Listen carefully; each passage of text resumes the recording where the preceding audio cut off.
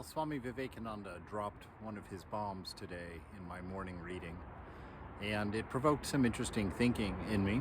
So I'm going to share it with you and see what you think about it. He says, if religion and life depend upon books or upon the existence of any particular prophet whatsoever, then perish all religion and books. Religion is in us. No books or teachers can do more than help us to find it, and even without them, we can get all of the truth from within.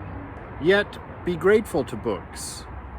Be grateful to teachers, without being bound to them, and worship your guru as God, but do not obey him blindly. Love him as much as you will, but think for yourself. No blind thief can save you. Work out your own salvation. Remember that God is our eternal help.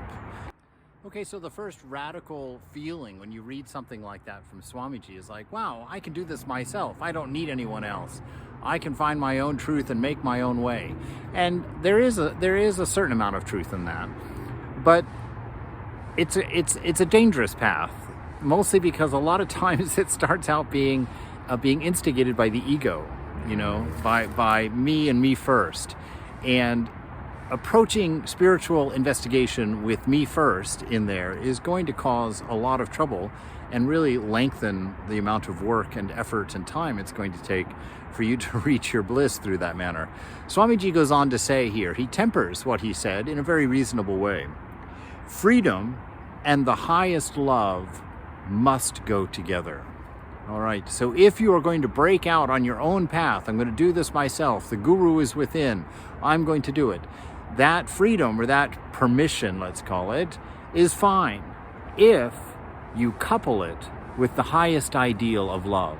And the highest ideal of love is self-abnegation, serving others, keeping your view to the helping of the world, to serving the world, and to serving each other.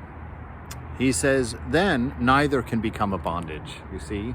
Neither becomes a bondage. You do things when you think you are the agent of action. The things that you do bind you. They catch you in the sense of responsibility. And that sense of responsibility can be spiritual pride if it's a good thing, a pride in doing well or being holy or being virtuous, which is not a characteristic we want. Or if you're doing bad things or unhelpful things, it binds you in that sense of guilt and shame, fetters that hold you down, you see? And so he's saying that, yes, it's true. We have an inner guru. The truth is within us. Religion is within us. We should not be bound to anything outside of ourselves for our bliss, for our sustenance, for our joy in being. That all does come from within. But that we can take the help of others, and we should be grateful for the help of others, and we should have a certain gratitude toward the sages and toward the scriptures, but we shouldn't follow any of them blindly. We should keep our intellect intact, keep our independence intact, and that freedom of that independence needs to be coupled with our highest ideal of love. So by all means, listen to the guru within, but do the purifying work to make sure that you're clearing the mind of all of those notions of me and mine that will lead you astray and turn what you're doing into bondage instead of your freedom.